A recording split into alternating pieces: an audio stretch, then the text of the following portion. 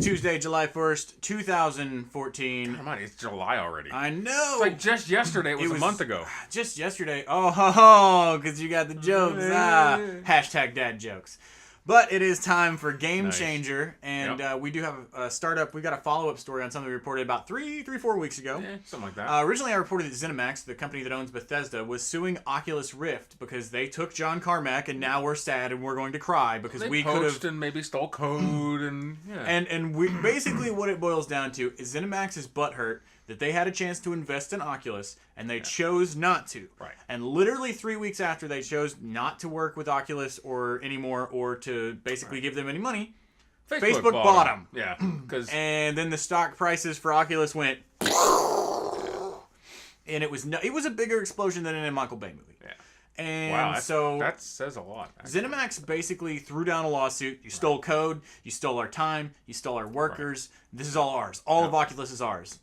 Well, then Facebook lawyers finally got back around to it because they were like, look, we got bigger crap to deal with right now, so I'm going to put you over here for the moment.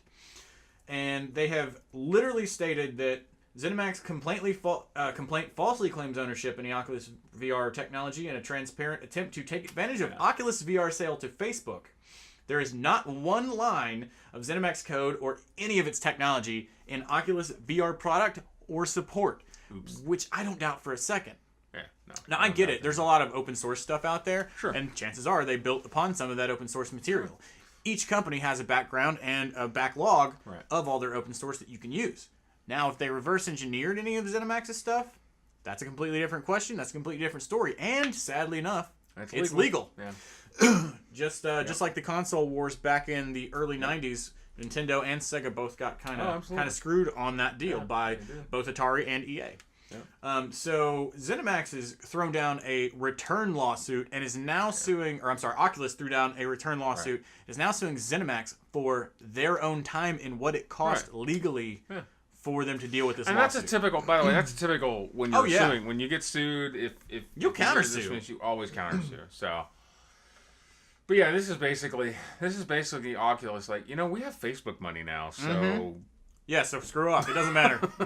Good luck with that. Yeah, and that's also how I believe that Oculus prototypes and Oculus, when they release into an actual full production line, will be a lot cheaper than you think. Well, because I can guarantee guarantee you cardboard masks. With I can guarantee Samsungs anyway. Everybody can call me down on this, but I'm calling it right now. If Facebook was to build some programmers and buy Second Life, and take Second Life and smash it with the Oculus Rift and smash it with the Facebook database for you to be able to sign up. You've kind of turned into Snow Crash just then. Exactly. Like, So. And it's coming. Everybody says I'm crazy, but it's a coming. That MMO virtual reality thing, you've already seen the walkers and the guns and all the stuff to go with it. It's a coming. I would love that. I'm excited. I would love that. You can talk about me getting some exercise now? Right. You can exercise without going to the gym. You can exercise playing Call of Duty or something. And I go to the gym. You get that in Second Life. That's you right. Can go to the Second Life gym. I go to it's just like in Ready Player One where he's got the resistance suit. I want that. Oh God! Yeah. Give me that, companies, and I will never leave the house. There you go. So you had a thing. Speaking of potentially video games, and this is something you called shenanigans on. I called shenanigans on, but apparently I'm wrong. It happens. I've had a lot of WoW players call shenanigans on this, and they go, "No, well, you can't do that." Well, I actually can explain why, but go ahead and tell them what happened. Some dude decided that he was going to play the Mists of Pandaria, the fourth or fifth, I don't know what the hell expansion we're even on at this point. It's number 4, right? Fourth expansion. So, of World of Warcraft. And this is about the time I stopped playing World of Warcraft, actually, about a year ago when this thing came out. Yeah, I quit after Cataclysm for the third time. He's got his little panda, and with this particular expansion, you can take your level all the way to 90 now. But when you leave the island, you're required to pick a choice of Horde or Alliance. Right. Which was new because this was the only neutral. This is the only neutral faction in the entire game. So he goes all the way to level 90 without leaving the island. He didn't want to pick a side. Yeah. He leveled up via killing everything in the area. Which you can only do to a point.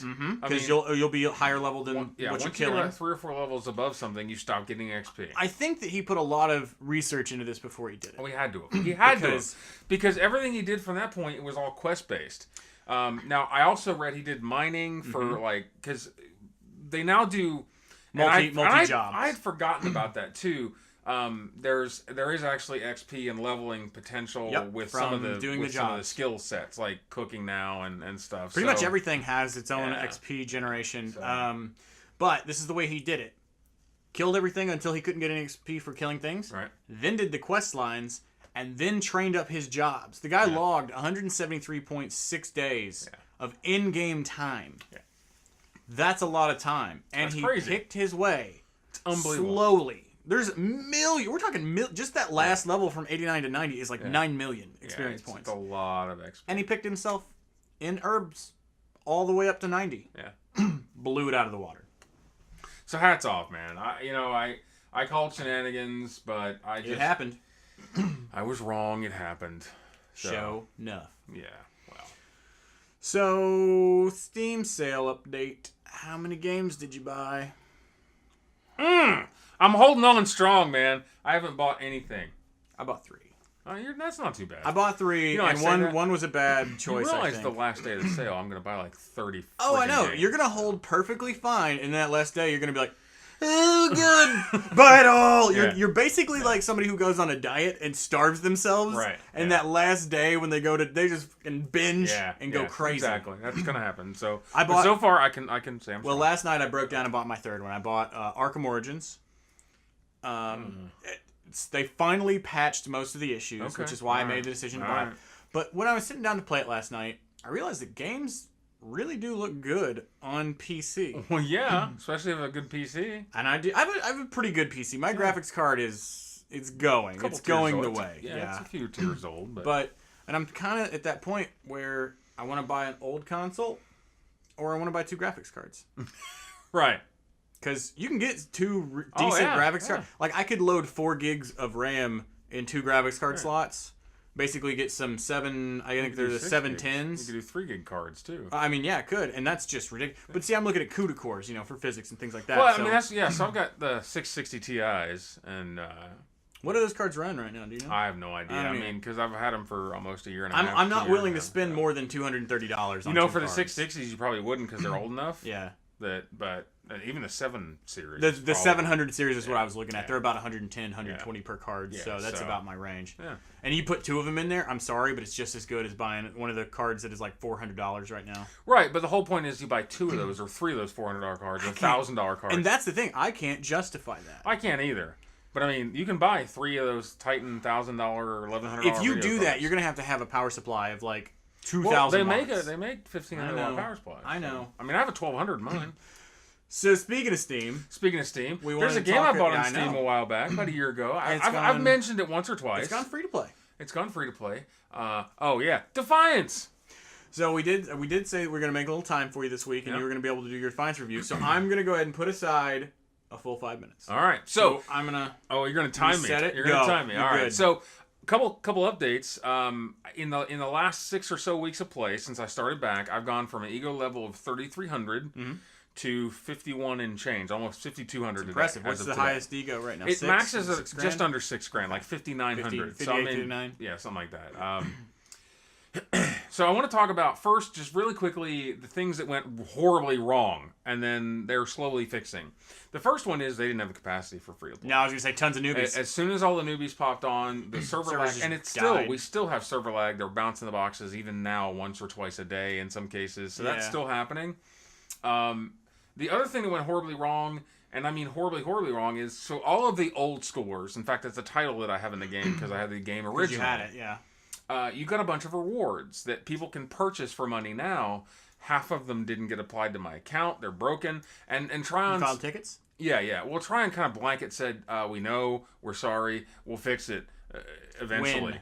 Yeah, I mean, I'm like, really? Eventually? Luckily, the things that mattered the most for rewards, like my key capacity slots and my... You got the important stuff. I got the important stuff. That did work. So, with the bad, and it's getting better, to the good, I I was surprised how fast I was able to ego up. And granted, I did put some serious effort and time into getting my ego level up, but I think they made it a little bit easier. You think that the grind is less? There's less of an uphill battle. Right. They've made the grind, and they've made the grind exponentially, which you think would be harder. The higher ego, you think it would be like in leveling. You think conventional leveling, right? You get to a certain level, and the next one is so freaking far away, it takes forever. And that's only true once you cap 5,000. Yeah. But on your way to 5,000, it actually progressively curves up. Mm-hmm. So you go from minimal XP to super amounts of pretty XP. quickly if you do it right. Now, you have to be able to play well. And what I mean by that is, in-game, one of the top 10, right? You really need to be in, absolutely. And and I've posted pictures of kind of my accomplishments, if you will, on my Facebook, and I should post a few of them on on ours too. But Arc Falls have been something that have been in the game since its beginning, and the new thing though is the incursion, and those happen much more often than major Arc Falls do, and you can get a lot of XP. So if you're playing the game and you want to get your ego up, just do incursions, and don't be terrible at them. And don't be terrible at them. And when I tell you what I mean by that is, I've played incursions, and now you may not finish first place every time, but I would finish first place after first place after first place. I was getting 150,000 XP, which is about an entire level of ego, like every single time. I do that 4, 5, 6 times a day. So I was getting 600,000-700,000 XP a day, jumping, just jump, and then getting pursuits along the way, which obviously helped it more. So, but from a gameplay standpoint, really just taking away the problems of free to play, the couple big things happen. So the first thing is the last 3 expansions that we all pre-bought, if you pre-bought them a year ago, kind of came out in succession prior to season 2 of the show coming back. And they all added some interesting content. Gunslingers, however, was just horrible, I think. There's this Gunslinger content was really, really bad. It was the second one. The Castathan was the first one. This last one, though, is actually really good. It's a Arctic Revolution. There's a new faction called Crimea. You get to do jobs for them, and this is where Crimea. We're not having that conversation. We're not annexing anything either. So the thing I liked about it, though, every one of the other factions is now easier to get reputation for if you weren't already trusted with them. Okay. And I think they did that because it is hard as hell. First of all, you have to be rep 5,000. You have to have 5,000 ego before you can start doing jobs for Crimea. Like that's, and I'm probably saying it wrong. You don't have 5,000 rep? Cry me a river and get out of here. Yeah, exactly. So I kind of like that because it gives you something to kind of shoot for. The whole purpose of their faction though is to buy badass weapons. Yeah, to buy your different faction weapons. They have the badass weapons. Like so one I got just from doing a pursuit, which was from I think the 7th Legion, one of the other factions in the game. Was a sword upgrade. So I kind of yield. I like to wield a sword now and then. I got my high-powered rifles, my assault rifles, and my shotguns. Sometimes you just want to cut some stuff up. And there's only one place in the game that you could use. You used to be able to get a sword, and that was from Thorn Lero. Mm-hmm. They had 3 swords, depending on how much rep you had with them, which one you could buy, and it takes a while. Yeah. And the problem is, once you get to a certain ego level, the weapons you have become kind of crappy because they're not as high level as you are. So you have 2 options. You can either spend something in-game called Arc Forge, which is not easy to come by, and I assume it's their currency. It's their in-game currency. Now you can buy it with real money, by the way. Stuff. That's where the free-to-play comes in, although you can earn it too, and earning it, I choose to earn it, obviously. It is very hard, but it costs like 50 Arc Forge per rating upgrade on a weapon. Ooh. So if you have like 1,000 ego points to go, that's like 10 rating upgrades. That's 500 freaking Arc Forge. That's a lot of money. Yeah. So it's faster for me, like when I need to upgrade that sword, to get 1,000 rep points with and just go buy some better sword. Just go buy another sword. I was almost there. I'm at like 900 rep, and I finished a pursuit I had forgotten I was even working on, and I got a sword today. Nice. Like as a reward. So that was pretty cool.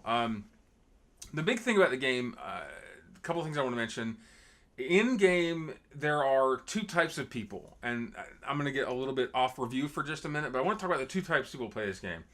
There are what I hope to consider myself in group 1, and I'm an avid. I love the game. I play all the time, but I'm also in there to help. Like, I chat a lot when I'm between missions in the general zone chat, and I answer questions constantly. So if you've been playing PC and you've asked a question and Trinity has answered it, that's me. I do that as much as I possibly can.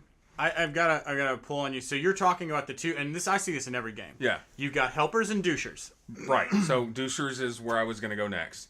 And the problem with the douchers is they tend to overshadow the helpers. And there's an in-game event called Major Arcfall where you have a War Master, and he's a timed event. Once you break these 4 locks around him, you have 5 minutes to kick his ass. The problem with that is he's hard to beat. You need like 30 or 40 people. So when I'm in chat trying to tell people stop shooting locks so we get more people, I'm getting overshadowed because people aren't paying attention to chat. Let's do it now. Right. Let's do it now. And then, of course, when they lose, the very first thing they do is, how do you beat this guy? Well, if you get like 50 dudes. Yeah, if you'd have waited 2 minutes, we could have gotten enough people to beat him. So that's part of the free-to-play, but it's also just part of gaming experience in general. 5 stars out of 10, 100% grade-wise. What do you give? If I give this on a scale of 1 to 10, wrapping this up, a year ago, I would have given the game a 7. Mm-hmm. 6 months ago, I would have given the game a 4. Wow. Because it had a lot of problems. 6 weeks ago, I would have given the game a 6. When it went free to play, I would have given it a 2 for about that entire week. But overall, if I'm going to be honest, I'm going to give it an 8. You're going to give it an 8. All right, and that's a free-to-play game, so guys, go check it out. It's on Steam. It's called Defiance. Yeah. Now, before we wrap this whole game changer up, yeah. Since that grind at the end of the ego is hard. It is hard. Do you believe, since we're heading into next season area, yeah, so Season 2 that there will be more expansions? Yes. First of all, there's at least one more download that's kind of already confirmed. They're adding the Dodge Durango to the show. Of course, and it's going to the game. Well, the Charger was a big sponsor last year. That's in the game. You can't even buy the Charger right now. Like, they've taken that vendor out of the game while they're updating it. So that's a little bit, but yes, there are some key expansions that are coming. I would look for new DLC in the next 3 months. That isn't part of, and I should say it this way, there are episodic missions that are tied to the television show that are going to be free to play, because those are tied to the show. And they're coming. DLC, you're going to have to pay for. Yeah. So that is still not free. Expansion packs are always like that. That is still not going to be free. The good news is, it's like $10. That's cheap. I mean, it's really not that expensive. That's cheap for a free-to-play game. I would give them $10 just because they're letting me play in their universe. Yeah, exactly.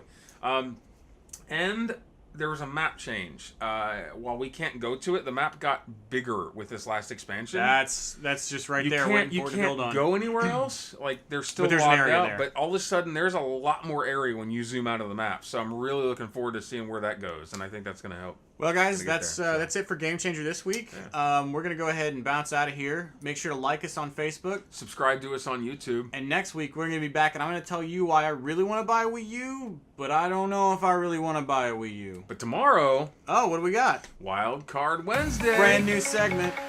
Well, we haven't done this before, have we? Brand new segment. Yeah, so we're not even going to tell you. You're going to have to show up and see what we got for you.